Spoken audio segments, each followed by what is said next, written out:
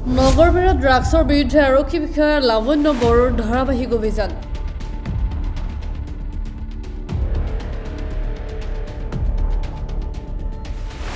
কুখ্যাত ড্ৰাগছ ব্যৱসায়িক ড্ৰাগছসহ গ্ৰেপ্তাৰ।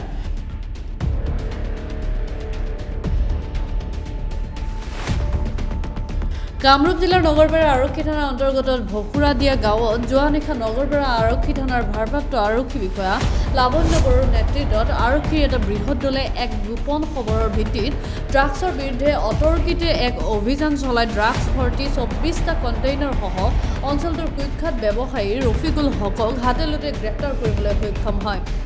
উল্লেখ্য যে দীৰ্ঘদিনৰ পৰা ভকুৰাদিয়া, টোপামাৰী, ৰংগেশ্বৰী, বদলা, ৰাংগাপানী আৰু নগৰবেৰাৰ বিভিন্ন অঞ্চলত আৰক্ষীৰ জালত পৰা কুখ্যাত ব্যৱসায়ী ৰফিকুল হকে এটা ড্ৰাগছৰ গেং বনাই আৰক্ষীৰ চকুত ধূলি দি নীৰৱে বিভিন্ন কৌশল অৱলম্বন কৰি ড্ৰাগছৰ ৰমৰমীয়া বেহা চলাইছিল।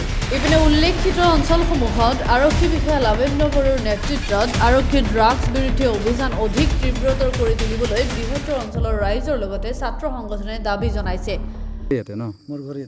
দেখিছোঁ আৰক্ষী অভিযান এটা চলাইছে, কি ধৰিছে? আমাৰ নগৰবেৰা অফিচাৰে লাৱণ্য বড়ো, আচ্ছা, তেওঁ ইয়াতে এটা অভিযান চলাইছিল। চলাই ইয়াতে 24টা কণ্টেইনাৰ ধৰিছে, মানে ড্ৰাগছ।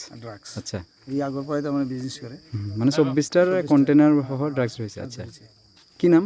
ৰফিকুল ইছলাম। মানুহ কেইজন ধৰিছে? মানুহ এজন। আচ্ছা, কি ব্যৱসায় কৰে নেকি? ব্যৱসায় কৰে, আগৰ পৰাই কৰে? আগৰ পৰাই ব্যৱসায় কৰে। আচ্ছা, কি ক'ব এই অঞ্চলটোত ড্ৰাগছৰ? আমাৰ এটা নিৰাপত্তা কাৰণে বহুত কাৰুকাৰ্য চলি আছে। আগতেও বহুত ধৰা পৰিছিল, চালানো গৈছিল। আচ্ছা, গতিকে আমি ইয়াতে এটা নিৰাপত্তা লাগে। আমাৰ ইয়াৰ তাৰমানে বহুত সৰু ল'ৰা ছোৱালী এই কামত তেওঁলোকে নিয়োগ কৰে, তাৰমানে বিক্ৰী হৈ তেওঁলোক খাবৰ কাৰণে বিক্ৰী হৈ তেওঁলোক কৰি কৰি আমাৰ এই গাঁও অঞ্চলটো একেবাৰে ধ্বংসৰ পথে লৈ গৈছে। গতিকে আমি এটা ন্যায় চাওঁ আৰু ন্যায় লাগে আমাৰ। নগৰবেৰাৰ পৰা জাকিৰ হুছেইনৰ ৰিপৰ্ট, গ্ল'বেল এনি 24x7।